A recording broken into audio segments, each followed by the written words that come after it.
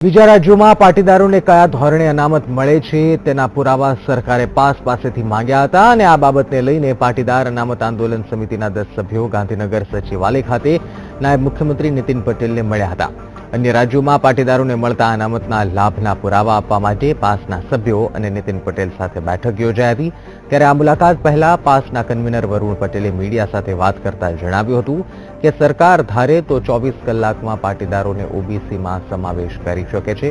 વરુણ પટેલે વધુમાં જણાવ્યું હતું કે 4 થી વધુ રાજ્યોમાં મળતા અનામતના પુરાવા આપીને સરકારને આ વિષય પર ગંભીરતાથી વિચારવાનું કહીશું અને આ પુરાવા બાદ સરકારને કંઈ પણ કહેવા જેવું નહીં રહે।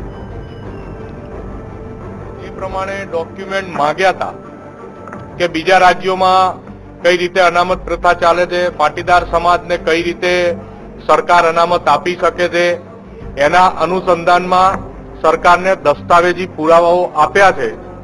અને નીતિનભાઈએ એવું કીધું છે, આજે અનફોર્ચ્યુનેટલી એમની આખી કમિટી નથી, નીતિનભાઈ એકલા જ હતા, અને નીતિનભાઈ એવું કીધું છે કે આ દસ્તાવેજી પુરાવાનો અમે અભ્યાસ કરી અને આવતા અઠવાડિયે કમિટી સાથે, એમની પણ પૂરી કમિટી હશે અને અમારી પણ પૂરી કમિટી, અને તમામ ટોપિક પર 1 to 1 ચર્ચા કરી અને નિરાકરણ લાવવાનો પ્રયત્ન કરીશું। આ નીતિનભાઈની વાત છે। જમ્મુ કાશ્મીર